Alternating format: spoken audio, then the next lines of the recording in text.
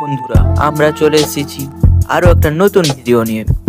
আজ আমরা আলোচনা করব আমাদের প্রিয় মেদিনীপুর শহরের ইতিহাস সম্পর্কে। বন্ধুরা, আমরা আমাদের এই চ্যানেলে চেষ্টা করি আপনাদের নতুন কিছু তথ্য দিতে, নতুন জিনিস শেখাতে। তাই আপনারা আমাদের এই চ্যানেলে সাবস্ক্রাইব করে পাশে থাকুন, যাতে নতুন ভিডিও আপনার কাছে পৌঁছতে দেরি না হয়। হ্যাঁ বন্ধুরা, আপনারা একদম ঠিক শুনেছেন। আজ আমরা আমাদের প্রিয় মেদিনীপুর শহরের ইতিহাস সম্পর্কে জানব। তাই প্রথমে আমাদের জানতে হবে এর অবস্থান সম্পর্কে।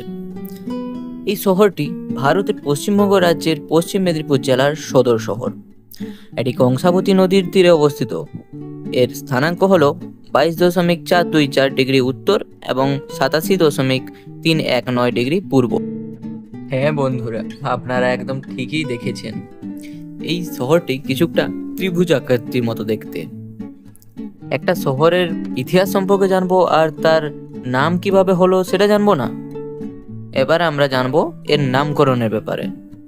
আসলে এই শহরটি বেশ পুরনো হওয়ায় এর নামের ইতিহাস অনেকটা তর্কের মধ্যে রয়েছে। কেউ বলেন মেদিনীপুর নামটি মেদিনী নামক এক দেবীর নাম অনুসারে হয়েছে, আবার অন্যদিকে কেউ কেউ বলেন মেদিনী নামক রাজবংশ থেকে এর উৎপত্তি। এবার আসি মূল ব্যাপারে। প্রাচীনকালে মেদিনীপুর অঞ্চলটিতে নাকি জৈন ও বৌদ্ধ ধর্মের প্রভাব অনেক বেশি ছিল। ইতিহাসে পড়েছিলাম, মনে আছে কি কারোর? আলীবর্দী খান সেনাপতি মির্জাফর বাংলার মারাঠা আক্রমণ প্রতিহত করার জন্য মেদিনীপুরের যুদ্ধ করেছিলেন। হ্যাঁ, একদম ঠিক, এটা সেই মেদিনীপুর।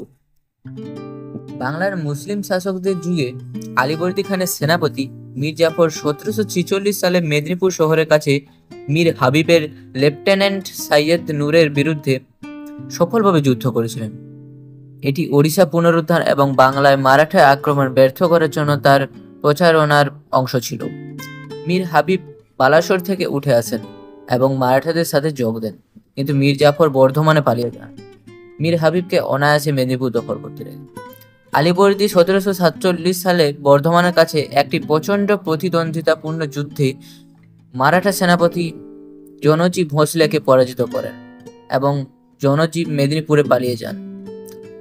মারাঠারা 1749 সাল পর্যন্ত মেদিনীপুর সহ ওড়িশা দখল করে রেখেছিল, যখন এটি আলীবর্দী দ্বারা পুনরুদ্ধার করা হয়েছিল। মারাঠারা মেদিনীপুরের অভিযান অব্যাহত রাখে, যা বাসিন্দাদের জন্য সর্বনাশা প্রমাণিত হয়েছিল। 1756 সালে আলীবর্দী খান মারা যান এবং তার উত্তরসূরি ছিলেন সিরাজদৌল্লা। 1757 সালের 20 জুন পলাশীতে লর্ড রবার্ট ক্লাইভের অধীনে ইস্ট ইন্ডিয়া কোম্পানির কাছে মীর জাফর তাকে বিশ্বাসঘাতকতা করে। এটি বাংলা ও ওড়িশার কোম্পানি দখলের সুসংহত করে, যেটা মেদিনীপুর সহ।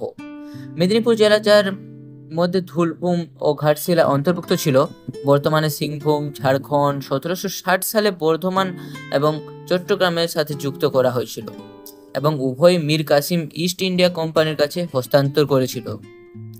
ধুলভূমের শেষ মুক্ত রাজা মেদিনীপুর শহরে বন্দী ছিলেন।